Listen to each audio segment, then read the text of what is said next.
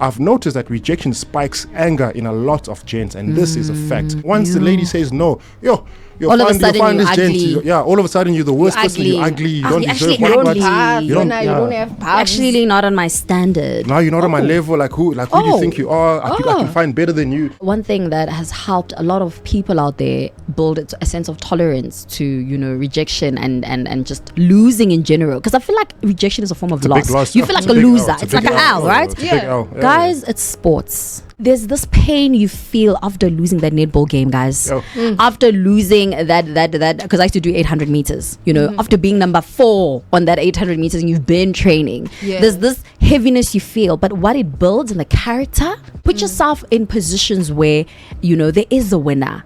So that when you lose, you know that at the end of the day, there can only be one winner, right? So put yourself in situations where there can only be one winner, so that even if you're not the winner, you're like, it's okay. I can take the L and keep it moving. I'm the best loser. I'll bounce back. It's okay to build that tolerance and resilience. So challenge yourself, be it mentally, be it in sports, enter a cooking challenge. I mean, I entered Big Brother. Enter these things, do them, build the tolerance, challenge yourself, and I think that's one thing that will really, really strengthen you, and you feel like actually it's okay, because we've all had our fair share of rejection. Rejection is not nice. That job application that you've been sitting for, waiting for that yes response. If that yes response doesn't come, sometimes if they say don't call us, we'll call you, that's also some form of rejection. You need to be able to deal with that. You need to find a way to move forward from that. It's not just within your love relationship. There's a lot of places where we get told no.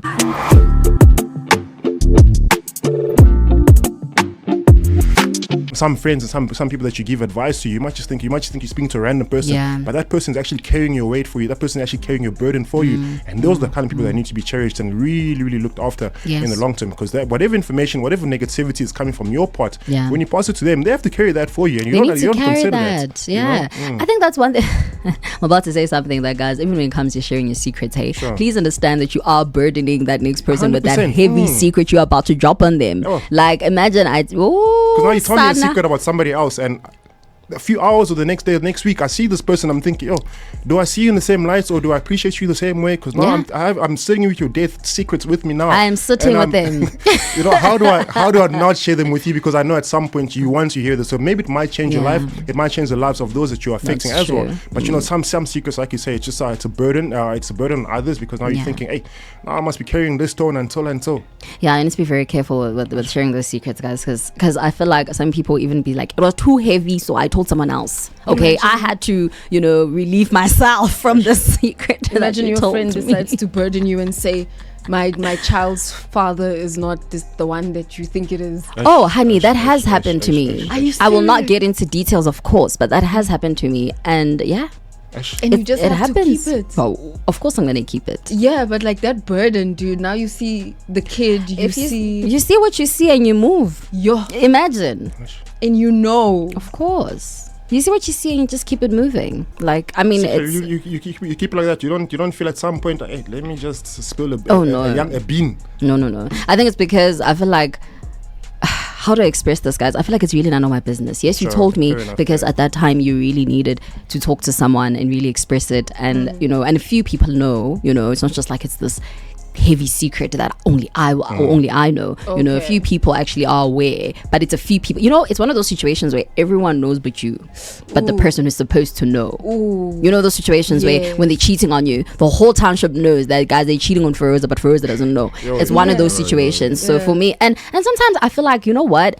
You can find out that you actually do know, you're just in denial. Like, I actually feel like that's just how sometimes people move. It's like, this person actually maybe does know. They're just kind of acting like they don't. Or they don't want to know the truth. Or they don't want to know the truth. Exactly. They're in denial about it. Hectic. It happens. Yeah, hopefully this is not happening to you. Hopefully you're not on the receiving end. We've had a lot of stirs, a lot of problems in relationships with regards to secrets that are being kept from the person that deserves to know the secret. So hopefully be it a romantic relationship, a friendship relationship, hopefully you're not on the receiving end of secrets that you need to know that will perhaps open doors for you, and perhaps just open doors and shine a different light on your life. Hopefully those secrets are being shared with you, and who's keeping secrets about you as well. I wonder why we do that. Is it because we don't want to be snitches, or like what? Snitches get stitches. American movies have lied to us, like, don't be a snitch. So we've kept that now. We've kept that idea. I'm telling you, it happens all the time where everyone will know that. No, that that's the side chick. Is that the side chick? But like you as the main, you don't even know that guys, it's a mess. Right. But you know, personally, I feel there are certain secrets and certain baggages that need to be shared, like you spoke about right now, Feroza, with regards to the parental secrets, for instance. If you know, for instance, because those things are very detrimental in the long term. And you know, I think about last week there was an interview on 702 where they're actually speaking about of fathers that look after kids that are not theirs for a good 10, 15 years, and you come to a realization, actually, this child is not mine. But after 15 years, what do you do? Yeah, you can't just take your bags and leave and go stay with your actual parents. You can't make those decisions because you've given yourself emotionally to this offspring of yours, or to the so-called offspring of yours. You've given yourself financially. You've given yourself as far as time is concerned, and then you must deal with the repercussions of the child not being yours. You've adjusted your lifestyle. Maybe there was a career move you were going to make that you decided not to make in order to be present for your kid. Your life could have gone a completely different direction. A very different direction. There's some men that find out like their kid is like 30 something years old. Imagine that. Have you seen these Kumbule Kaya episodes? We have a lot of these shows. Yeah. Our parents and our grandparents, they were very dishonest. Actually, they're not just going to Joburg for this fun. You feel me? If you think about it, how many of these shows do we have? Yeah, and it's the old people. Yeah, it's quite a few. It's the old generation. The guys. But guys, it's not just the old generation. Sorry to interject. With the stats I read, that it's over 60%. I remember you read the current stats that it's over 60% of men that do DNA tests where it comes out negative. What about the ones who don't? Number.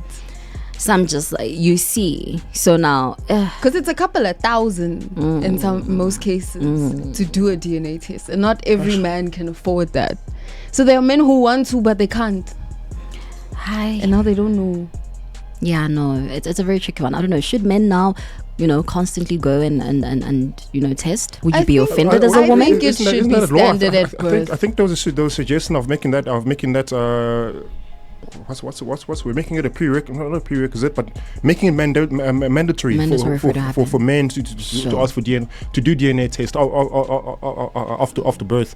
I think with the way things are going right now, I would solely advise it. I mean, it's not to stir the beans. It's not to cause any disruptions in your relationship, but just for the sake of comfortability, for the sake of knowledge, for the sake of I also want the DNA test. I also want it because we've had mothers take children that aren't theirs. Yes. So I feel like I would literally be like, let's just both do the DNA test. I don't know if you guys saw this. There is a story of a man who apparently divorced his wife because the child wasn't theirs, and then the wife later did a DNA test and the child wasn't even hers at all.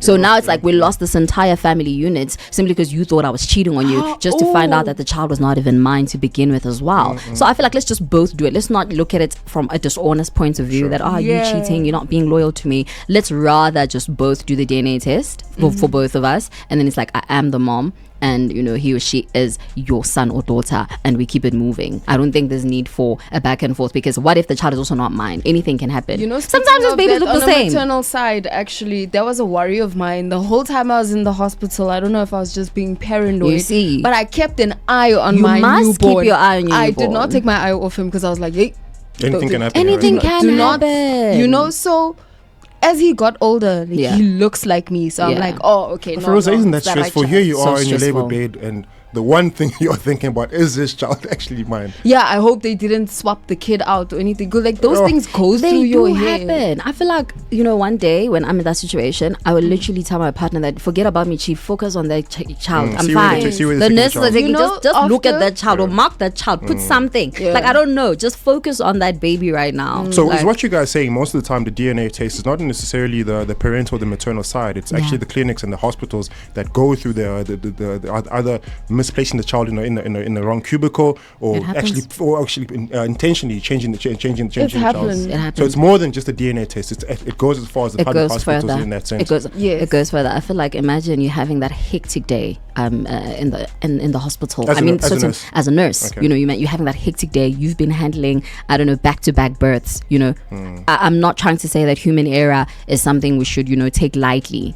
Especially when you're in such a role as a doctor or a nurse. nurse, you always need to be precise and particular and accurate. But human error is a thing, and I believe it can happen. Secret with someone's child, human I error. know. No, some people intentionally do it. Some people intentionally do it. But what I'm trying to say is that, remember, guys, it's a practice, and that's why it's called practice. They're practicing, meaning that even your life, as much as they're trying their best to save you, but anything can go wrong, and human error is a thing, and I'm just saying that it can be a mistake, of course. That's just me, looking at the normal side of it, or it can obviously be very malicious. So after the process, before you move from the labor ward to the nursery, they need you to go to the bathroom. So you need to pee. So when they told me to go pee, I took my newborn. It's like, where are you going with the baby? I'm not gonna leave my I'm not leaving my kid here. Sorry, that's not happening. I was legit paranoid because of how many stories of that had happened, especially in South African hospitals. And it's so concerning that we live in such a dark world where trivial things, where things that are should be generalized in terms of a process, we've now become a lot more. We're sitting on the fence with it now. We're a lot more hard to on the sleeve with the general process of things, because now we're thinking, hey, what if? There's always that what if now. Everything else that used to have a positive output has now been looked with a negative eye, because now we think, hey, it might just be a possibility that this could happen to me. Yeah, I think it should be just standard at birth. Whenever you give birth, just test the parents, test the baby. You guys are good to go. Sure. Simple. Let's, because I think it's extremely unfair. Like, this man his life could have gone completely differently, and then you burdened him with something that you were not even his. Exactly. It's really unfair. Why don't you go to the real father? Maybe the real father is not available like that. He's lacking. Okay, so now you must make another man suffer because of that. Also, to the defense of the woman, at that time, you're so emotional. You're so emotional about your new birth. You're so emotional about how the family's going to receive the new birth. You're so emotional about how people will look at you now after you've given birth. The last thing you think about is, hey, this man's life, I'm destroying it right now. Only later on when you realize, oh, actually, he loves the kid, so I can just keep on lying to him about the kid being his. That is such a heavy secret. It's a very heavy secret. Like, I don't think I could. Yeah, no, sometimes you just certain people, tell yourself that it's none of my business, and you keep it moving. Or you're the one that you just carry it on your shoulder. It's like, this secret, I'm working with it forever. Futhi, one thing I will do is I'll release it. Like, I'll not tell other people, but like, I listened to you, I heard you. Let me just put it aside and keep it moving. Can I ask, let's say this kid gets older. Yeah. They find out. Yeah. Would you admit that you knew the whole time? No, it's none of my business. Like, if they ask you, like, have you known? Oh no, if they get, I'll be like, go talk to your mom. I won't say I know, I don't know. I'll literally be like, my angel, I love you so much. Your aunt really cares for you. Just please have this conversation with your mom. The right person to have this conversation is your mom. If I'm a small child, I know you. Done. I know you're hiding things. I know you're hiding things. Ask my mom. Just ask your mom, because I feel like it's even if you really want to know if I knew or not, I don't think I would ever come clean, guys. I mean, I don't know in this situation what I would really do. If I would also like just break down and tell you and be like, yeah, sorry, this has been, but I just feel like I'll literally just be like, please go talk to your mom. Like, let your mom clarify anything and everything for you, just like that. Like, especially if she now knows, guys, it's tricky out there. Like, the situations very, very we find ourselves in. Well, if you're one of those that's listening right now and you're carrying a heavy burden on your shoulder, just like continue carrying it well enough. Also, just know that there are support structures around you, be it family, be it friends, be it corporate, be it people at work as well, colleagues in a sense. Just like carrying it well, but also in that sense of carrying it, you need to be expressive to a point where somebody understands what you're carrying and how far you are carrying it, because you can't. I can almost guarantee you, heavy loads don't go that far. So at some point, you need to let out. You need to let go of those emotions. Somebody needs to understand where you're at, and don't carry that heavy load for as long as you want to, because there's definitely help on the other side of the horizon. The time right now is 45 minutes. It's 10:15 o'clock. Let me just take the shorter route in that sense. Quarter to 10. At the top of the hour, of course, I'll give you insight as far as our sporting headlines before the full bulletin at around 10:30. We've got a lot to discuss this morning as well, as far as our general entertainment news, our sporting news, and as far as our political news that's going on in the country. I know there's a strike that was mentioned right now out in Tembisa with regards to the tariffs, with the increase in tariffs that have been introduced, and our citizens or residents of Tembisa are up in roar, and of course so much so that they've caused traffics by throwing brakes and tires on the road. So if you are leaving Tembisa Tembisa area. So head over to any parts of Joburg. Just be wary about that, especially the Ora Tambo side as well, where there's quite a few flights that have been delayed. Flights, they say, specifically with regards to the strike that's going on with the general employees, and also the strike that's going on in Tembisa that's affecting with people from making the way out to the airport and the various working stations and working spaces. So just be wary about that area on the Joburg east side. But over and above that, there's a lot to discuss during the course of the morning. Also beautiful music coming up as well. Just in a short while, we're going to give you some solid sounds by Oscar MBO. I almost said Oscar Mbo. Why is it Oscar? Is it Oscar MBO? Yeah, it's Oscar Mbo. Mbo. Yeah, because it's how he also introduces himself. He says MBO. I think he does different introductions of himself. Different people. Yeah, different people, that's what I different believe. But I'm not sure. I stand to be corrected, but I feel like he does different introductions of himself. I'm not 100% sure. Maybe we should find out. Yeah. Hopefully bring him on the show. I actually played soccer with him a couple of weeks ago. I played soccer against him a couple of weeks ago. Yeah. We beat his team so much. Yeah. They did not even look at us. Just say, hey, this Bogart people. They're everywhere. They're everywhere. But now a very, very good gentleman nonetheless. Nice. Beautiful musician as well. And no, let me not say it's not a producer. Somebody said he's not a producer. Let me not say that.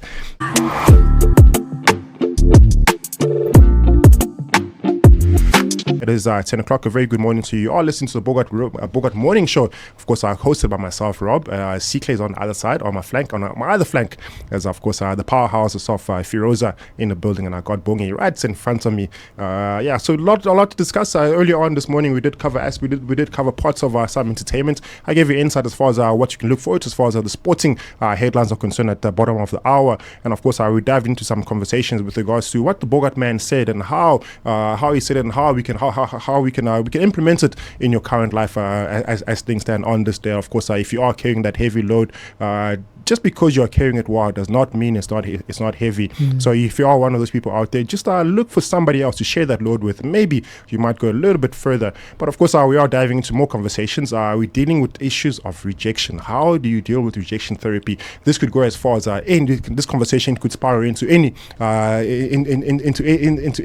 any topic. But of course, there is a main topic where it's spiraling out from. Of course, dealing with the parts of rejection, be it giving away cell phone numbers, giving out personal information. Or just handling. How do you handle rejection in the general public, or even with those that are close to you? Firoza, what you got for us there? I'm going to tell you as a woman that there are people. I won't be specific, but we know who I'm referring to. If you know, you know. Who cannot handle rejection, and they act out in like the worst ways. Yeah. You understand? So I came across this thing called rejection therapy. So that's when somebody would actively put themselves in situations to get rejected, so that it kind of like makes you desensitized to it. Oh, okay, like endurance, like a marathon. So like it builds you. So some of the examples are like asking a stranger for a selfie randomly in the street, or ask a coffee shop if you can make an announcement to the customers. Nice. And then they say no. And then your tolerance goes up. So you go like a rejection threshold. Yeah, you keep putting yourself in situations where if they could say no and you'll feel some type of way. And then if they say yes, then you must do it. Then you must come to the party before. Yes, you understand. So there's this guy called, excuse me if I say his name wrong, Jia Zhang.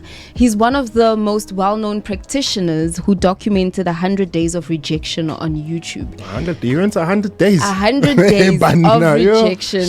You're definitely equipped for it now. Yeah, some of the things he did was he asked for Olympic symbol donuts at Krispy Kreme. He went there and he was like, please make donuts look like the Olympic symbol. And they did it. So, And then another thing was he asked someone if he could plant a flower in their backyard. And then another one was asking a stranger to play soccer in their yard. Like, hey, here's my ball, here's my friend. Can I kick around? Yeah, in your front yard. Like, we really like your grass. Like there's a couple of strangers playing soccer in my backyard, but don't mind them. They'll be leaving very soon. You see, so after he did all of that, he actually turned the project into a TED Talk.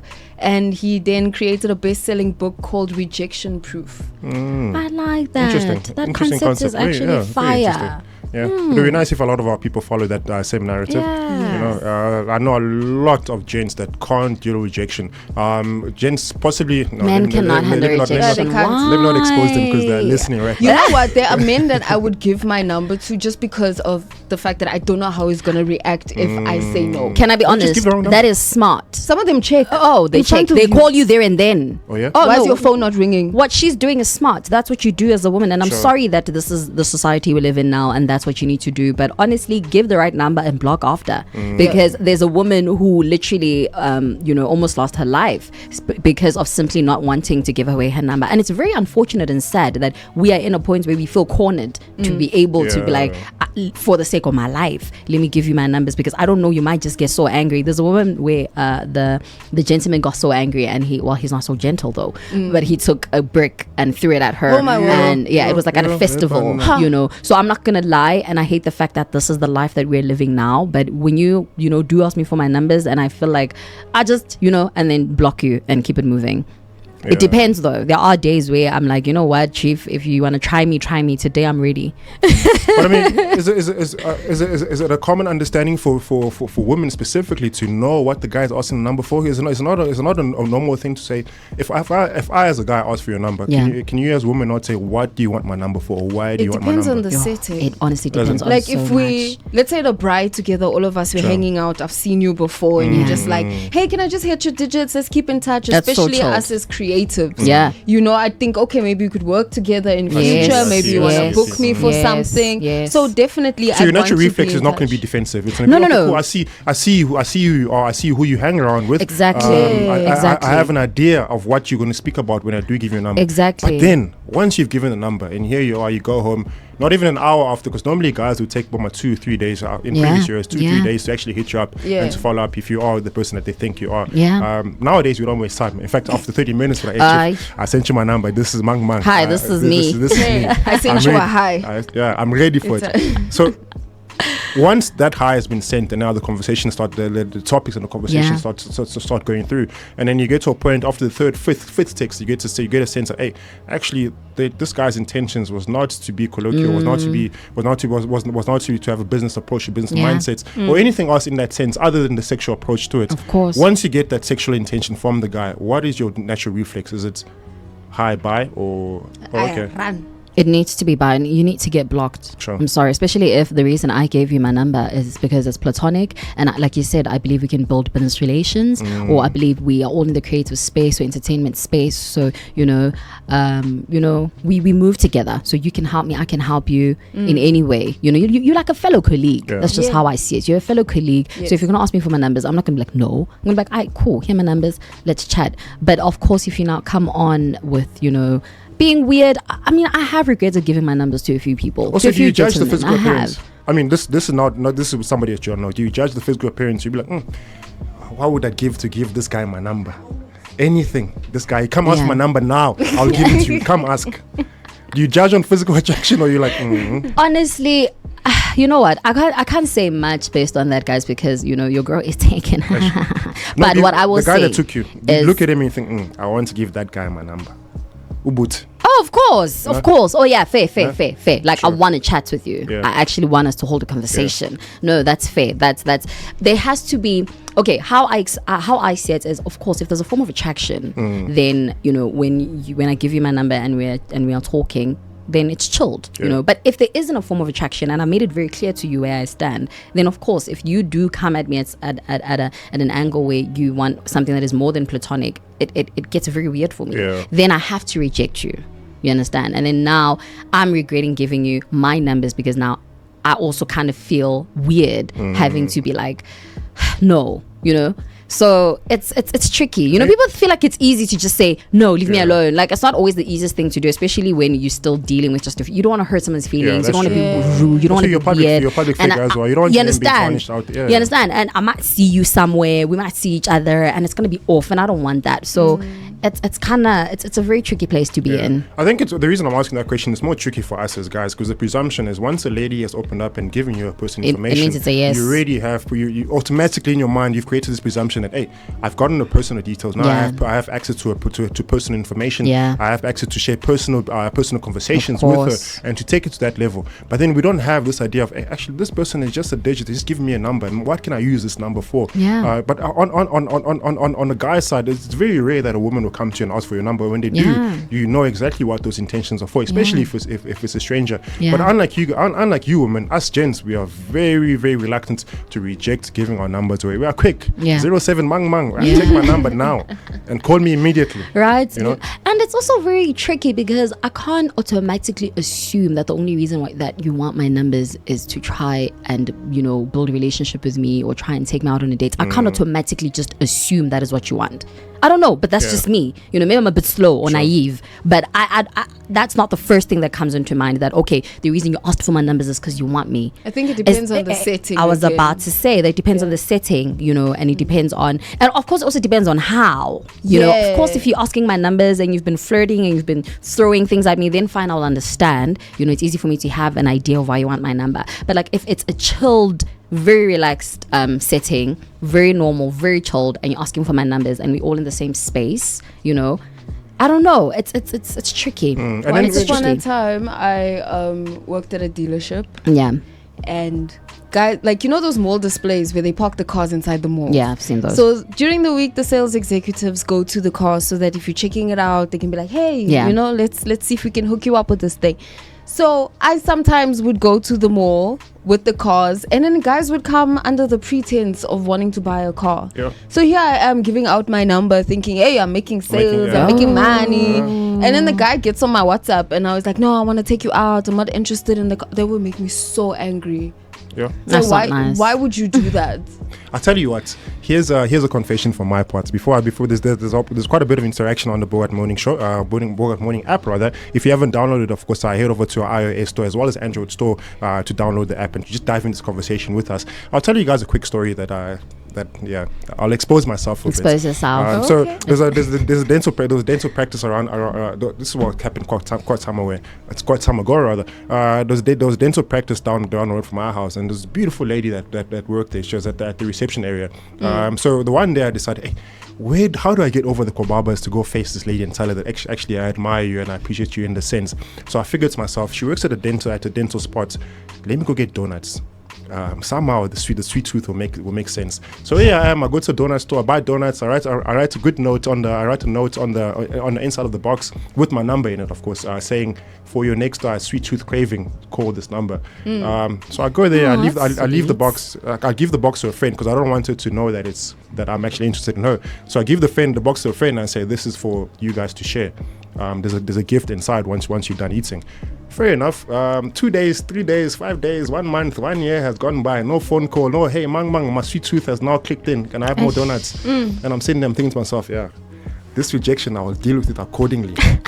And you know, I sat down as a man, I dealt with it. I was like, I will not follow up. I won't ask you why did you call through, because clearly I've made my intentions clear. I said this is what I want to do for you and with you, but if you're not going to reciprocate that, then I'm going to let it go, because clearly something that you're not interested in. And part of that, of course, one of our listeners on air, Adolf, of course, came out and he said, I've noticed that rejection spikes anger in a lot of gents, and this is a fact. I've seen this as far as social media trolling is concerned, as far as social media messages are concerned. Once the lady says no, you're all of a sudden you're ugly. All of a sudden you're the worst person. You're ugly. You don't deserve what you don't have pubs. Actually not on my standard. Now you're not on my level. Who do you think you are? I can find better than you. So I think for us as gents, dealing with rejection is possibly the most difficult thing emotionally, but also I think more than anything emotionally, because now you have your friends. Here you are. You're singing a big song. You're telling your friends, hey, listen, I found this chick, this lady out there that I really, really like her.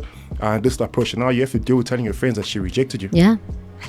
And I feel like just tell your friends, because they've been rejected as well. Like, I'm not saying that we don't talk about it as girls or as ladies, but it happens. I think that honest conversation is so important, because it happens where you're like, oh, I really liked him, but though he's acting so, he's showing me that he doesn't want me, shem friend, and I must, just share that story with your girls and your boys, have a laugh and keep it moving, because that person that you're so afraid to tell has probably been rejected even maybe more times than you. So I feel like just have the courage and share, because it's so normal to be rejected. I once tried to ask a guy for his number. I went straight up to him, and he was like, no. No, I couldn't believe it. You were like, what? I lingered for like a second. I'm like, huh? And he's like, no. You said no to me? He literally looked me in the face and said, take this out. And I was like, damn. And I turned around, I walked away. Whoa. I felt like nonsense for like 2-3 days. Right? When it comes to me, well, I don't have a similar story because I really don't have your balls. Like, honestly, no pun intended. I just don't. So, listen, not even like, it happens. Chief, this world is very harsh.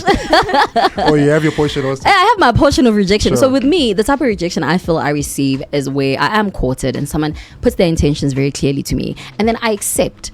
But as soon as I accept and now we're moving, now I'm doing the chasing. I feel like now you satisfied. You know, it's just so weird. It's like all of a sudden you back off. And now, because, guys, I'm Scorpio, I'm passionate. You know, I might maybe overwhelm you a bit if you feel overwhelmed. I don't know. But I might just be like, yeah, you know, because you show this interest and I reciprocate because I like you.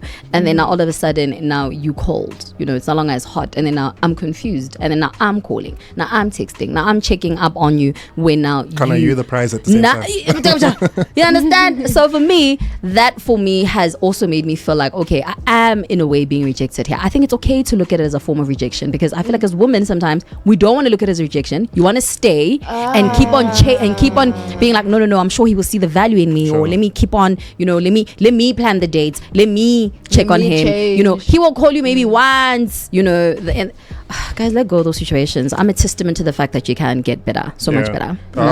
Alongside the topic, alongside the narrative of rejection therapy, Adolf also continued here, and he said some of us don't actually feel the sting of rejection.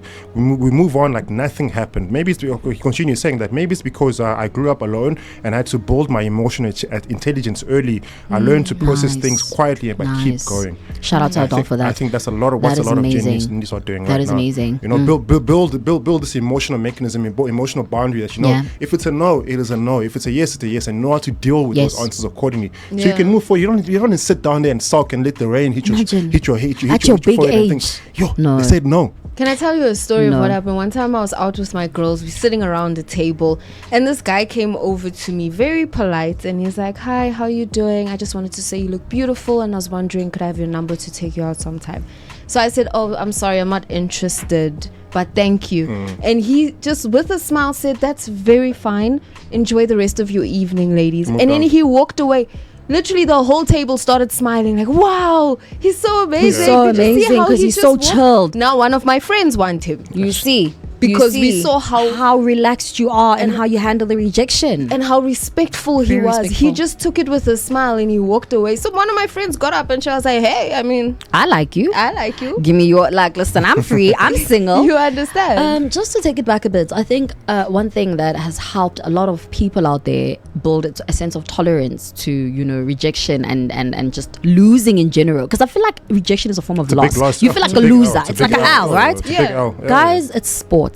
Sports is so important. And I was having this conversation with my brother. He has 2 boys. Shout out to them. And he was literally saying how he will make sure that they get into sports. They run around, whether it's rugby, whether it's soccer, whether it's cross country, you know. There's this pain you feel after losing that netball game, guys.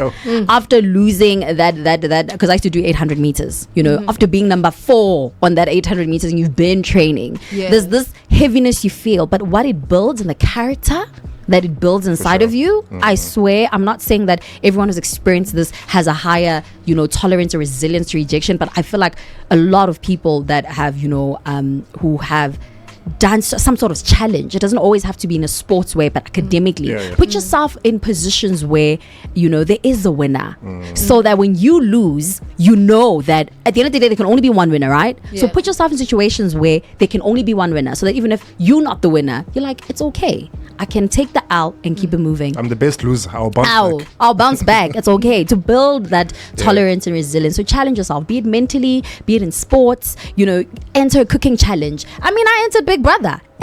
Enter these things, do them, build the tolerance, challenge yourself, and I think that's one thing that will really, really strengthen you, and you feel like actually it's okay, because we've all had our fair share of rejection. Rejection is not nice. And in that sense of in speaking about rejections, we're not only referring to the aspect of relationships, we're speaking to the aspect of life in general. That job application that you've been sitting for, waiting for that yes response. If that yes response doesn't come, sometimes if they say don't call us, we'll call you, that's also some form of rejection. You need to be able to deal with that. that. You need to find a way to move forward from that. You know, it's not just within your love relationship. There's a lot of places where we get told no, be it going into a clinic, for instance, and they say, no, chief, you can't come in here because you don't belong.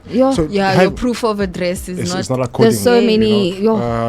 Going to SARS, for instance, trying to file your documents, and then the SARS steward tells you, hey, chief, these ones are wrong. Please go back and come back later. Now you think I must go back to Karankura and come back here again in Edenville. For this, that's a form of rejection. You need to find a way to bounce back and build a mechanism around that. So you, at least, like you say, secretly, you know how to take a loss, and from that loss, convert it into a victory. And the silent rejections are also pretty horrible. You touched on that. Those are the worst. You know, that job application. You know, I've been in that position before as well, where I've sent out so many applications where I wanted to leave where I was, and nothing. Not even actually, we don't want you. Like. You know, guys, at least say something. No, at they least don't. tell me no. Because now you're editing your CV like manager of I'm refreshing my understand. And sometimes they don't even. Experience. You see, sometimes they don't even tell you that if you don't hear from us in the next 30 days, it means you didn't make it. Sometimes they literally, you just don't know what went wrong. So also, you know, and those silent rejections, they're also okay. And even for us as a corporate, even for us as a radio station, for instance, when we go approach our sponsors and we sit down into boardrooms and have these meetings, everybody's sitting there smiling like, oh, what a beautiful proposal you guys have put out there. We look forward to working with you. And then you come back in the office, and 5 days, a week after, you think, nothing. Hey, these guys said I had a beautiful proposal. I was speaking good English. But where is the response? Where is the yes? And you must deal with that as a radio station, because now you feel like, oh, actually, if this person said no, there's 10 other companies similar to them. At least one from that 10 must say yes. So we need to find a way to move on, and moving on purposely rather. Yes. No, I completely agree. Yeah, no, the time is 20 minutes past the 10th hour of the day. In just about 10 minutes, I'll give an insight as to what took place in the world of sports during the course of the weekend. It's been an entertaining weekend. Of course, Usyk once again coming out and defending his champion against Dubois during the course of this weekend in that boxing match. A very, very entertaining boxing match altogether. The Springboks were out in Bombela this weekend as well, as they thrashed Georgia, physical encounter altogether. And of course, Desiree Ellis is doing the things with Banyana as they have 2 more games to go before they are recrowned Queens of Africa. We're going to take a quick song break. When we come back, we'll dive into sports, and we'll share, of course, our other entertaining news with you.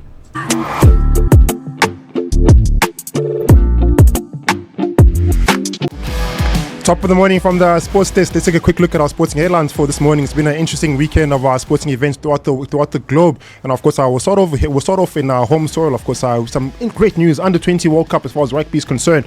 South Africa's Under 20 rugby team have now been crowned the world champions after beating New Zealand 23-15 in the final that took place on Saturday. Very, very big congratulations to the guys. A lot of accolades and congratulations will put towards the system of course ensuring that the youngsters have a program, have a process that leads them onto a more competitive level. So now we know for a fact that the upcoming Springboks, whoever replaces our current Springboks, it's definitely going to be a world-winning squad. So that part, as far as the longevity of the Springboks is concerned, we know that is definitely covered. Not to shift too far away from the green and gold, of course, our green and gold action that took place out in Morocco this past weekend. Banyana, Desiree Ellis's troops were out in Morocco as they're in a quarterfinal clash against Senegal. That game was quite entertaining, quite physical. Very well shed, literally a game of 2 halves, and so much so that went into extra time that needed the lottery of penalties that ensured that Desiree Ellis's troops came out victorious with a 4-1 victory out in the penalty. So much so that they have now set the spot into the semi-finals of the WAFCON Women African Cup of Nations. Of course, the semi-final opponent, none other than 11-time WAFCON champions, Nigeria, the Super Eagles of Nigeria. Definitely a rival for Banyana, something that Desiree Ellis has found a way to perhaps get over in yesteryears. But once again, it's a game that cannot be played on paper and needs to be played on the footballing field. And these ladies, when they go into this encounter, it's going to be a crunch game, a humdinger of a game. Of course, the victor will book a spot into the semi-finals. So hopefully, it's South Africa when they get a chance to defend their title in that final. Of course, that encounter against Nigeria will take place in the latter part, in the early evening parts of tomorrow evening. Interesting encounter, interesting match. Look out for. Hopefully, our girls in green and gold make it all the way. There was a big question that came out, and the question was raised to say, why don't women's sports get sponsored as much as the men's sport gets sponsored, considering the women are performing as well as they do? Well, there are various answers for that. There are various ways to approach that. a touch and go area, really in depth, and needs proper discussions in that regard. It's not just a matter of saying it's not just a matter of equality. There's a lot of things that are involved in that sense, be it sponsorship, be it broadcasting rights. There's a lot that goes into it. So maybe when one's posing that question, they need to consider who is watching, who is supporting, who is buying these tickets and pretty much the sponsorship altogether. But nonetheless, we are still behind our girls in green and gold as they look to further on fly the South African flag really high. Speaking about flying the South African flag high, the Proteas cricket team defeated Zimbabwe by 7 wickets in the T20 series, Test series clash. A good outing there for the Proteas as far as that's concerned. There has been a lot that's been happening in the world of sports as far as our movements are concerned. We do know we are currently in the transfer window, and some players have confirmed our signatures. I know the likes of Arsenal are still trying to upgrade the squad. I know the likes of Mudieke is part of that squad, and of course Curious pretty much are still in a debate. Hopefully they get to see that signing for Arsenal. As far as Manchester United is concerned, I know Acuna has also been added into that United squad. So much so that our coach Amaron has come out and said this squad is finally looking at the team that he wanted to coach at Manchester United. So really interesting season ahead as far as that goes. A lot of teams are bringing in some quality players, so we can definitely look forward to entertaining entertaining season to say the least, when the new football season starts in the middle part of August. It's just around the corner. And of course the Springboks were also in action at St. George's Park this past weekend. Very interesting encounter. So much so interesting, regardless of the score sheet. Coach Rassie Erasmus came out and said, hey, the performance that the boys put us against Georgia was not what I was looking forward to, was not what we prepared for ourselves, even though the score line was over 50. I don't know what Coach Rassie Erasmus wants from these boys, because these boys are putting in blood, sweat and tears, ensuring that they come out with the victory every single time. So much so that every single victory is definitely a position to secure that number one spot as far as our world rugby ranking is concerned. But now the full attention as far as the Springboks is concerned will shift to the incoming outgoing rugby championship, of course, which starts us off against matches against Argentina. It's going to be really crunching action for Rassie Erasmus. Of course, they are the defending champions. They have to find a way to maintain at the top of that rugby ranking. Last week Friday, we spoke about the tickets for the Springboks, and we raised the concern as to how many people are complaining and saying that they can't make it into Springbok games. Hey guys, this weekend it was packed to the rafters. I'm like, how? So, who was complaining? Apparently, I don't know if it's true, guys. Let's confirm. But apparently, the tickets were not as going for that 450 or 500. Apparently, I will verify my intel, because Cape Town, what happened? Like Cape Town. Yes. Tickets. Yes. They are way less. They are way less. Yes. Yes. So I spoke to my brother, who was saying that he also might be going, and he was just saying, he was like, no, the tickets are cheap. And I'm like, oh, okay, what's cheap? He's like, no, I think they're like 250 or something. And I'm just like, I might go, because they were actually home in Nelspruit. So I'm not sure. I stand to be corrected, but I think they actually managed to bring them a bit down. Okay, that's good. That's good. I did see a huge amount. There was a lot of people. They didn't fill it up. Yeah.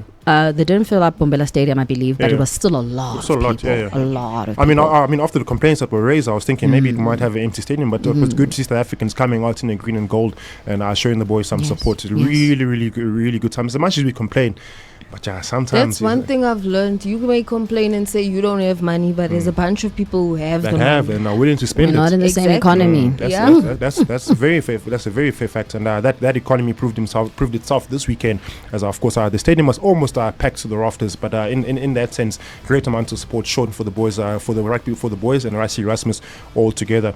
That's pretty much my story for this morning. Back again on a Wednesday morning between 9 and 11 a.m. Until then, that's enough said.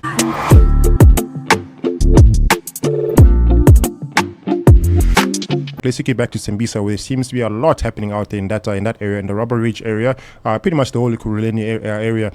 This, of course, the strike and the strike that's going on for the increased prices in tariffs. I don't know why the rest of the country is not complaining. Obviously, given social standards, and financial issues and economical issues out in the township area of Tembisa, one can almost understand why the residents there are up in arms. So much so that they've blockaded quite a few roads, put bricks on the roads. Some have even put dustbins. You know, those concrete dustbins. Someone went and he picked it up and he put it in the middle. I'm like, Chief, you woke up this morning with that kind of strength to put that heavy dustbin on the middle of the road. And the elders are reportedly like on the pavements on the side, and they singing struggle songs while the kids are going and actually protesting. Sure. You know, every time I actually see these type of protests, guys, like I genuinely feel the need to join, even though at those moments you can't, but it just makes me feel like we need to introspect and see where we can also join, especially middle class, upper to lower middle class, because everyone is affected, even if your tax bracket is looking pretty nice, but it's not always it doesn't always make sense to be paying so much, and it's always a dent. There's a dent. I mean, it might be a minute dent, but there's the dent in your general budget where you think, now I must pay an extra 100 rand for electricity. Exactly. When I didn't budget for that. Extra 100 rand could be used to buy water, could be used to buy something else. So many things. Investing in kids' education is also, everything is up, everything is so expensive. So I feel like this is not just the fight of just one community and a particular group of people or a particular demographic or race. It's not. I feel like it's just everyone is being affected. Everyone really is, and it would be so good if we could all just show up for the fight. I don't want to lie, I do tend to feel a bit bad. I don't know, guys. Am I justified in I do kind of tend to feel a bit bad, because I'm like, these people are out here fighting, and then maybe we just busy or occupied. We send emails and tweets and that's our fight, I guess. We have different fights. Our struggles are different. Fair. I mean, not to say that everyone on this earth struggles, and our struggles are different. So not to say that because I'm living in a double-story house, I'm not struggling. No, I still have struggles. I probably have mental struggles. I probably have physical struggles. So everyone has a struggle. But obviously this struggle is coming in limelight because now we're sitting here, we're thinking, these guys never had power for almost a year, almost 6 months. They haven't had electricity. And here we are increasing tariffs for somebody who hasn't had power. So now they're sitting there thinking, what am I actually paying for? Because here you are increasing electricity. I mean, if I had the electricity, I wouldn't mind to pay for it. At least I know there's some places that don't pay. Remember, there are places where the reason it came out and they said in Soweto, in Deep Kloof, they've had free electricity for the longest time. I mean, it's not. I mean, we can't use that comparative. We can't say because one doesn't have, we also because one doesn't pay, we also shouldn't pay. We're in an economy that needs to be sustained by finances coming in. So everyone has to pay, but also we need to understand who is everyone and how are they paying. Here we are. We've got SASSA grants. We've got the methods that government have gone through to ensure that the impoverished have a way to sustain in an economy. So why can't we go to these townships? We know these townships exist. We know these townships have socio-economical issues. Why can't ministers go there and say, listen, because you guys have socio-economic issues, these are the solutions. These are solutions we've made for these townships. It might not be affected in the suburban areas of Joburg or Gauteng, but at least we know the more impoverished areas are being looked after. Because obviously I don't want to say that's your general working class, but that's the people that are on the ground. Those are the guys that are with the pickets up trucks. Those are the guys that are sweeping the roads in the morning. Those are these are your general workers. Someone or family. For sure. My grandmother was all the way in Davidson. She never wanted to move. She's been in Tata East for the longest time. So we all have a family, a friend, a cousin, someone who's being affected. So yeah. No, guys, it's the fight is real. Yeah, and I'm sure this is a call for someone in Parliament, someone in the ministry to probably go down to the Tembisa area. I hope this calls for a reaction. It's disappointing that you have to go the extra mile and go through strikes and just to get some form of attention. Yeah. And you'll find the attention is coming up from the general citizens, the guys that are in the cars that are trying to go to work and thinking, man, no, I can't go to work because you guys are striking and I have to be at work. But here you are, you're in the same community in Tembisa. You don't have electricity, but at the same time, you want to go to work. Now you're going to work and you're seeing your compatriots on the road and thinking, I should actually be sitting here. But if I don't sit here, I'm going to get a warning at work saying, actually, you didn't come to work because you want to go strike. Yeah. But at the same time, you're literally between a rock and possibly the hardest place to be. That's very true. That's very true. I've had conversations with people who get affected like that, where it's like, listen, because at the time I remember I wanted to move from the suburb I was in and I wanted to actually go to the township, right? Because at that time I just felt like I'm just paying ridiculous rates and things and stuff.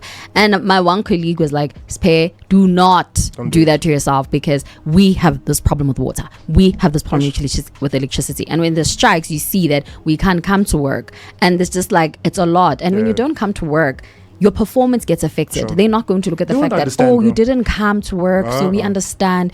When you do that performance review and you are affected, they'll tell you, we can't increase your salary. You don't reach your numbers, So she was just like, oh girl, continue paying what you're paying there. Stay there with your peace of mind. And it's not fair that you need to actually pay so much for a sense of a peace of mind, you know? Yeah. It's actually not fair, but I guess that is the price you pay, and, you know, given how the world is now. And I'm willing to pay that extra for peace of mind. But it's not fair. I think that's what I'm trying to say, that imagine having to now have to pay a rent of 7,000, 8,000, which is the average, you know, in a decent, you know, a suburb that will not have maybe water outages and maybe has a backup, or not have electricity issues, or there is backup, you know, where that is half of someone's salary, or even like most of it. So that's what I'm saying, that it's kind of tricky, because, you know, I know people that still stay in the location, not because they can't afford to move, but it just makes financial sense for them at the time. Sure. You understand? It just makes financial sense. It's like, it doesn't make sense for, like, my grandmother. She was like, you guys stay there. Me, I'm not leaving my house. That's one thing about old people. The one that's paid they off. will not leave their homes. My grandmother was like, you guys can go wherever, leave wherever. I am not leaving my house. This is my house, and I'm not going. And regardless of the crime that would go up in Davidson and everything that happened, she never wanted to leave. And we always went to go visit her all the time that side. So I just feel like, as an average South African, it's a very tricky time to be in, and I just hope this just gets sorted out, because we all being affected, and I guess we all playing different roles in different fights. I feel like those who are able to push it on social media and let it trend. Those who are able to be on their feet and push, you know, even though it will make sense, guys. I wish we could all be on our feet and be on the ground, you know, just to show that we are not happy about the prices of things and how things have just gone up, you know. But just for further updates, it did start at midnight, and there are police now on the ground. Imagine midnight. Okay, but then again, you don't have a heater, you don't have electricity. What are you staying home? What are you staying home for? Actually, See, why am I indoors? Yeah, might as well be outside with the people, with everyone else. You see, and police are on the ground. They have fired rubber bullets at protesters, and where obviously the residents are obviously very angry over everything that's happening. So when you also that police reaction. I mean. But then again, they're also just doing their jobs. I was about to say that one is also so tricky, because it's like they have been told that, listen, go, because believe me, they also understand their fight. They're also affected. You'll find possibly one or two of them in the police force is possibly from the same area, or has family in the same area, or whoever, where they know that we are all affected. You know, at the end of the day, guys, this is a government salary. It's not like they're out here making hundreds of thousands per month. We all know how challenging and how underpaid the police are, or anyone in the government space is. So they obviously just doing their job, which is obviously very frustrating, you know, but they are doing their job. But they obviously also feel the heat when it comes to, you know, the way the prices are. This is bad. Speaking about carrying it well and us not noticing if it's heavy, it's definitely a heavy load out in Tembisa, and the people are really doing well to carry that load, and perhaps to carry the load as a community, and to come out and to stand for what they think is a country given right to have access to such services, be it water and light. So there are quite a few other communities in township communities in South Africa that are also heavily affected by this. It's just rather unfortunate that only Tembisa is being put in the limelight, and possibly in the bad limelight, where we're seeing how the communities are aggressively reacting to the tariffs increase, and perhaps the lack of service in those areas. Hopefully somebody in a senior position is able to go out there and to solve this issue. You know, it's a socio-economical issue that I think has been crippling South Africa for the longest time. Only time will tell if there'll be a resolution for such issues. We are 5 minutes to the top of the hour. I know there are quite a few people that are listening online, and they're sharing some of their love with us. Really loving the show this morning. I think we came in with a good amount of energy. For Monday. Our energy levels are on par, and I would like to thank you guys for that as well. I think it's been a very, very great show, but we're not saying goodbye just yet. There's one more conversation we want to discuss before we say our final goodbyes, and it's in the entertainment side of things. It really touched I always get touched by these celebrities. I almost think like, Chief, you left your house. These were your intentions. You left your house just so you can cause a stir, so we can speak about it. But of course, it's worked, because I am speaking about it right now. It works. Of course, there was a whole podcast situation with L-Tido and Anele that was going on. Of course, there was a big social media uproar thinking, how can she do that? This is a lady. This is a mother. This is what? Why is she kissing kissing another human being on public television, so sensational, to a point where some other gents were wishing, hey, I wish I was L-Tido at this moment. Oh, people are so heartbroken. You know?